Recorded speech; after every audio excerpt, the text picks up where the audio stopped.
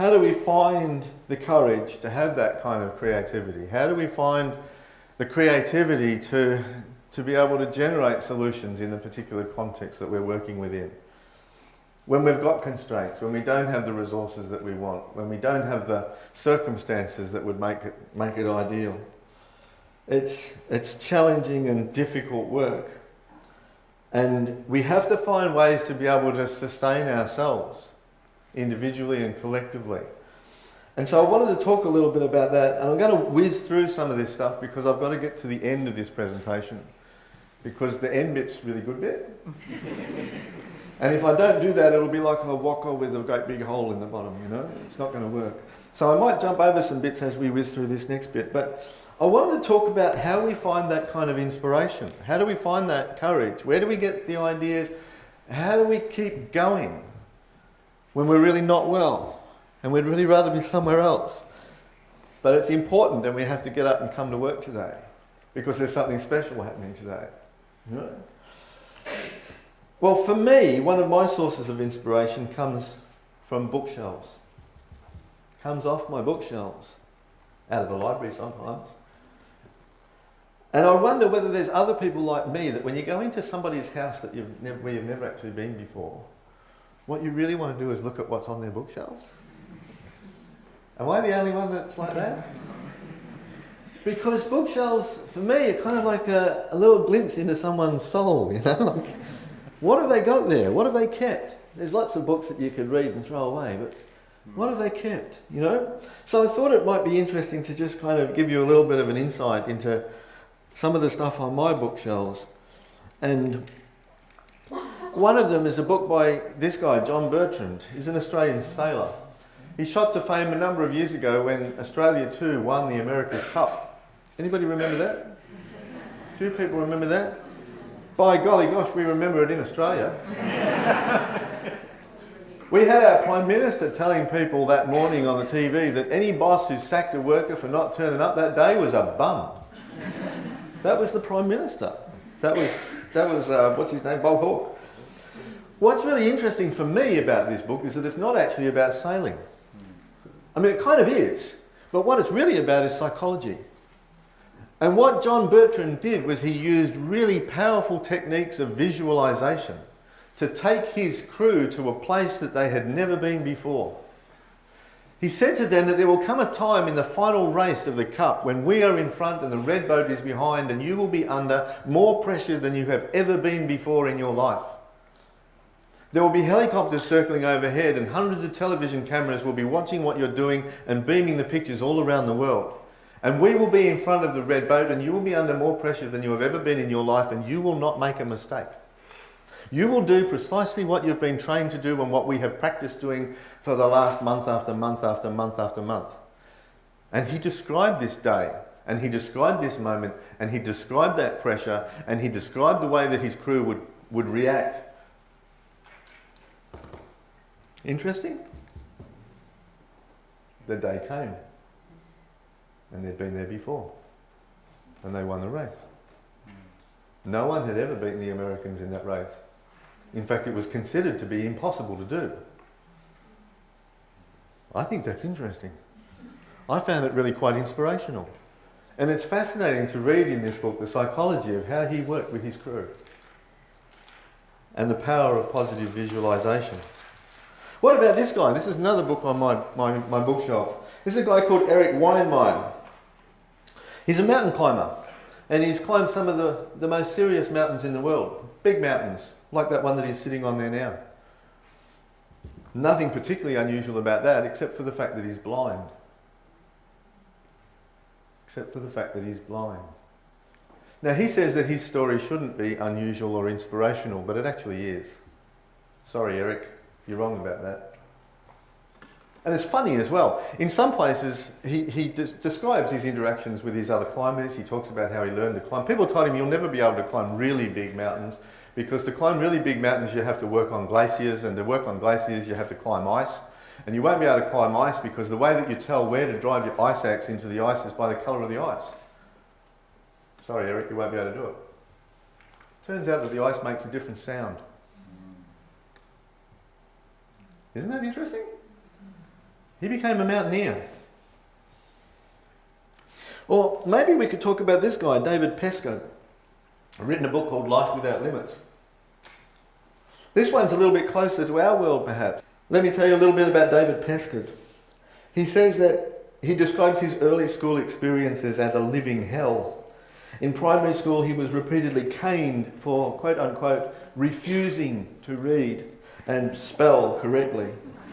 By 16, he was suicidal. And at 17, he was diagnosed with profound dyslexia. Yet Pesco went on to become a successful business person, and by 45, he had earned enough to retire and pursue his dream of sailing full-time. By 45, mind you. I mean, if you really wanted to be rich, you wouldn't have got into this game, would you? Anyway, he went on to establish this organisation called Sailors with Disabilities. And he has a passionate belief that disability is a state of mind. In the infamous 1998 Sydney to Hobart race, he skippered a crew which included an amputee, a blind man, and a 12-year-old boy with dyslexia. The cyclone in the Southern Ocean that ripped apart the fleet that year sank 5 boats, and 6 sailors lost their lives in that cyclone that year. It was an absolute disaster. Only 43 of the 115 yachts who set out from Sydney that year actually managed to reach Hobart. And Pesco and his crew not only survived, but they won their category. Or perhaps we should talk about someone like this bloke. You don't know who he is, eh? No one in New Zealand knows who that bloke is. I didn't even know what to write about this man. I've said it, but it's cliches, you know. I've said here, a legendary mountain of a man. How's that for a nice bit of... A humanitarian whose life lived has inspired us all to greater heights. A man who helps us to believe that what is impossible can be done. With perseverance, with courage, you know, good teamwork, imagination. Or perhaps I could talk about someone like Ray Avery, rebel with a cause, New Zealander of the Year in 2010. A man who had such a disturbing and troubled childhood, so filled with abuse as a child, that he had no peace in his life until he ran away and lived under a bridge to find some sanctuary, to find who he was. And yet a man who's gone on to become a scientist, an inventor, a global humanitarian, a social entrepreneur, a man whose work has dramatically impacted and improved the lives of hundreds of thousands of people. I find these sorts of stories inspirational. These are just the texts, some of the texts. Back to the literacy, yeah? These are just some of the texts of my life. I find these stories enriching. In various ways, these individuals have found ways to identify and to harness their strengths, and their stories are sources of inspiration. But let me jump to something slightly different here. A couple of years ago, I had the opportunity to work on a project with a colleague of mine where we interviewed people who were successful in life and work, despite the fact that they had significant and continuing difficulties with literacy. These were all people who had English as their mother language, their primary language. We excluded from the sample people from non-English speaking backgrounds. Success is a difficult and slippery kind of concept to pin down.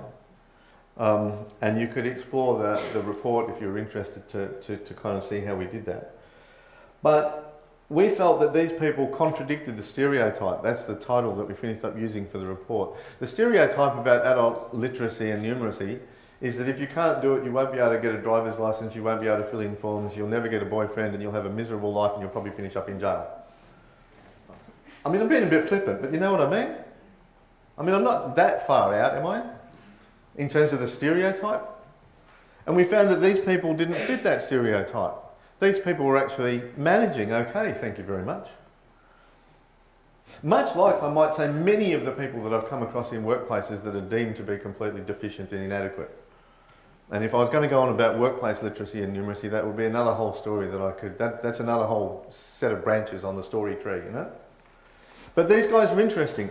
And I'm going to jump through this, but working through this project, there were several really interesting kind of themes that emerged. And one of the core themes was the idea of strength-based practice. And we went on to explore that further, and there's some other references on that here. We saw how these people were using new technologies to make their lives easier. Some of them were making really clever and creative use of digital technologies such as voice-activated software on their computers. Resilience was a really core theme that emerged from this. And we went further down that branch of the tree, trying to understand the idea of resilience. I've put the disc in here because one of the things that was significant about this particular project was that we constructed a series of digital stories on the case studies for the people that participated in this project. And the digital stories are all presented on the disc, and there's about a dozen of them. They're all about 10 minutes long. And in those digital stories, the people that we actually interviewed for the research project tell their own stories. We used their voices from the audio recordings that we did during the interview process, during the research process. So in a sense, in the digital stories, these people are telling their stories.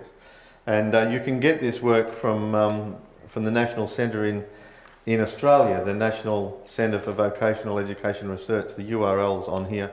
It'll come up in a minute. Networks and relationships emerged as tremendously important in this work. The way that these people were able to use the strengths of other people around them was very important.